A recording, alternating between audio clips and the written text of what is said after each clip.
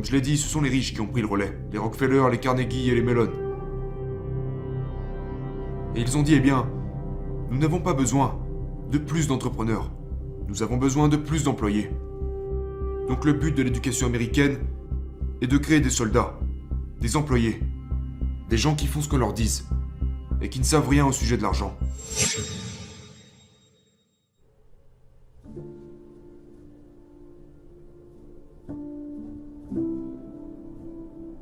Pour commencer, je vais aborder très rapidement les différences qu'il y a entre ce qu'ils vous enseignent à l'école et ce que mon père riche m'a enseigné. Donc, tout d'abord, la plus grosse différence, c'est que la plupart des professeurs sont comme mon père pauvre. Et, en fait, c'est tout le principe de Père riche, Père pauvre. Vous savez, Père riche, Père pauvre est un livre sur la comptabilité, le sujet le plus ennuyeux de la planète. Mais le deuxième livre que j'ai écrit à ce sujet, c'est celui-ci. Ceci est ce qu'on appelle le cadran du cash flow. Vous savez, E, S, B et I.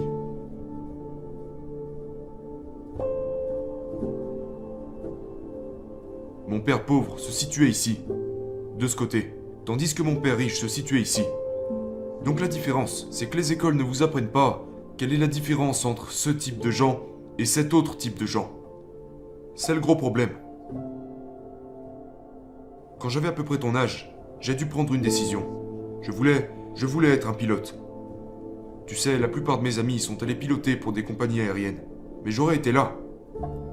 Ou alors, j'aurais pu piloter des petits avions en Alaska, tu sais, transporter des gens un peu partout, en privé. Un genre de pilote avec un petit avion qui transporte des gens. Ou bien, j'aurais pu posséder une compagnie aérienne. Ou encore, investir dans les compagnies aériennes. Elle est là la différence. En ce qui concerne les mentalités et les compétences, vous ne faites pas seulement que passer d'une catégorie à l'autre. L'éducation est extrêmement différente de ce côté-là que de celui-ci. La distinction ici,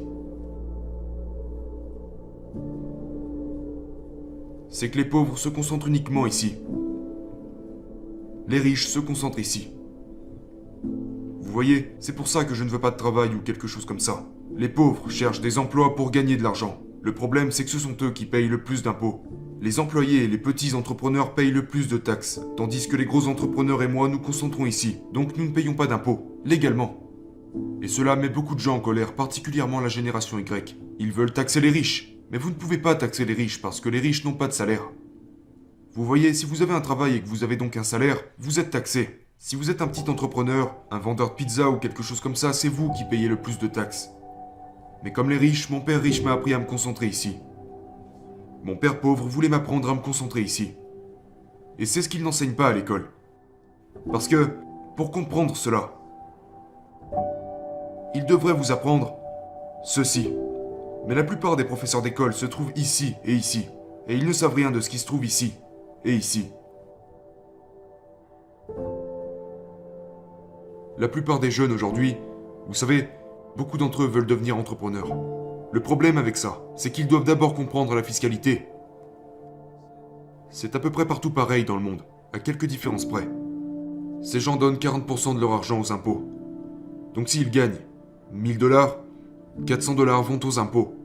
Si ces gens gagnent 1000 $, ils paieront 60% d'impôts. Nos écoles nous enseignent l'entrepreneuriat, mais elles ne nous enseignent rien sur la fiscalité. Ok ? Parce qu'elles se concentrent sur les revenus. Par ici, c'est 20% de taxes. Donc s'ils gagnent 1000 $, seulement 200 $ vont aux impôts. Et ces gens-là, 0%. Donc, la raison pour laquelle l'éducation financière est mauvaise dans notre système scolaire, c'est que, oui, elle enseigne l'éducation financière, mais seulement pour devenir employé ou petit entrepreneur. Mais pour devenir vraiment riche, vous devez vous concentrer sur ce côté-là du cadran. C'est la différence entre l'éducation que j'ai reçue de mon père riche et ce que les professeurs nous enseignent à l'école aujourd'hui. Je préfère être de ce côté. Ce côté est beaucoup plus difficile. Mais sur le long terme, je trouve ça plus amusant. De ce côté-là, c'est dur parce que vous payez constamment des impôts. Et c'est ces mêmes gens qui disent « taxer les riches », mais les riches ne paieront jamais de taxes. Et aussi étrange que cela puisse paraître, tout ça est légal. Et vous pouvez le faire partout dans le monde. Donc c'était la grande différence. Une dernière chose à laquelle je pense que les jeunes devraient comprendre, c'est, vous savez, dans Père riche, Père pauvre, j'ai écrit au sujet de Ray Kroc, le fondateur de McDonald's. Il enseignait à l'université du Texas pour les futurs diplômés de l'époque, et il a demandé, au fait, la plupart des gens diplômés finissent ici. Du coup, Ray Kroc leur a demandé, dans quel domaine travaille McDonald's? Et tout le monde s'est empressé à dire que McDonald's travaille dans la conception de hamburgers. Et Ray a répondu, non, c'est faux. McDonald's n'est pas dans la conception de hamburgers. McDonald's est dans le domaine de l'immobilier. Alors McDonald's est ici, mais l'argent que génère McDonald's va dans l'immobilier. Et c'est comme ça que je fonctionne. La formule que je suis personnellement est la même que celle de McDonald's. Nous avons une entreprise dans l'éducation qui achète un bien immobilier, ce qui signifie que nous gagnons beaucoup d'argent sans payer d'impôts. Légalement. Mais on ne vous enseignera jamais ça à l'école. La raison pour laquelle les écoles ne vous l'enseigneront jamais, c'est parce que si vous comprenez tout ça, eh bien vous arrêtez d'aller à l'école et vous devenez riche. Donc quand on vous dira d'aller à l'école et de trouver un emploi, vous répondrez non, non, je pense que je vais plutôt aller là-bas.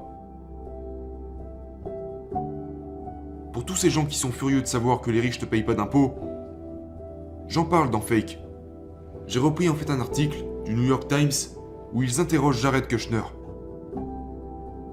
Mais comme répond Jared Kushner à la question de pourquoi les riches ne payent pas d'impôts, c'est parce qu'ils sont dans l'immobilier.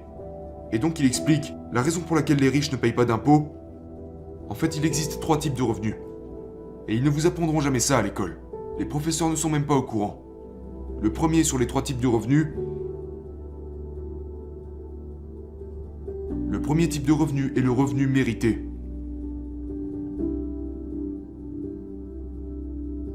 Les revenus mérités, c'est quand vous travaillez pour l'argent. C'est mérité. Et les revenus mérités apparaissent ici. Ce sont les gens qui payent des impôts. Ce sont aussi les gens qui voudraient qu'on taxe les riches. Mais vous ne pouvez pas taxer les riches parce qu'ils n'ont pas d'emploi. Le deuxième type de revenus sont les revenus. Les revenus de portefeuille. Et ce type de revenu provient des retournements de maison ou quand vous achetez une action pour 10 $ et que vous la revendez pour 20 $, c'est les revenus portefeuille. Ok? Je ne fais pas ça.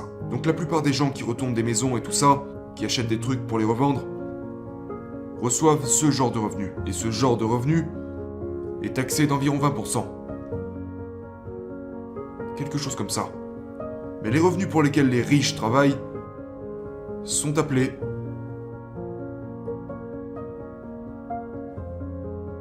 les revenus passifs. Les revenus passifs sont aussi appelés le flux de trésorerie. C'est le nom du jeu. Le cash flow. Et ces revenus sont des revenus qui passent de là à là, mais qui contournent les impôts. Et je sais que cela ne semble pas juste, et ce n'est pas juste, je suis d'accord avec vous. Mais ce qui n'est pas juste, ce sont surtout nos écoles qui maintiennent ce problème en vie en vous cachant la vérité. Et ce n'est pas illégal parce que les lois fiscales sont des incitations à faire ce que veut le gouvernement. Donc la raison pour laquelle les Trump, les Kiyosaki, les Kushner ne payent pas d'impôts est parce qu'ils fournissent des logements. Numéro 2 dans la colonne B, nous fournissons du travail, donc nous ne payons pas de taxes. Et troisièmement, ça énerve beaucoup de personnes, mais c'est le pétrole. Si vous forez du pétrole, vous ne payez pas d'impôts. Mais si vous achetez chez Chevron, là vous payez des impôts. Si vous fournissez de la nourriture, vous ne payez pas d'impôts non plus. Donc, une véritable éducation financière ne sera jamais transmise à l'école, parce que les écoles sont pleines de faux professeurs. C'était en 1903. Les riches se sont réunis et ils ont pris le contrôle du système éducatif. C'était les Rockefeller, les Mellon et les Carnegie. Ils ont déterminé ce que les écoles allaient enseigner. Et c'est pour ça que nous avons de faux professeurs aujourd'hui. Ils ne vous apprendront jamais ça à l'école. Toutes les écoles disent qu'elles enseignent l'éducation financière, mais c'est une fausse éducation financière. Les gens de ta génération disent « taxer les riches ».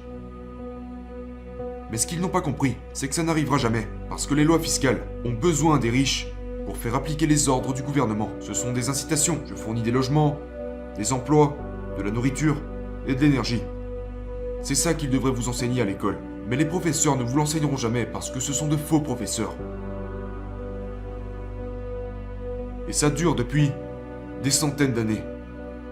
Comme je l'ai dit, ce sont les riches qui ont pris le relais. Les Rockefeller, les Carnegie et les Mellon. Et ils ont dit, eh bien, nous n'avons pas besoin de plus d'entrepreneurs. Nous avons besoin de plus d'employés. Donc le but de l'éducation américaine est de créer des soldats, des employés, des gens qui font ce qu'on leur dise et qui ne savent rien au sujet de l'argent.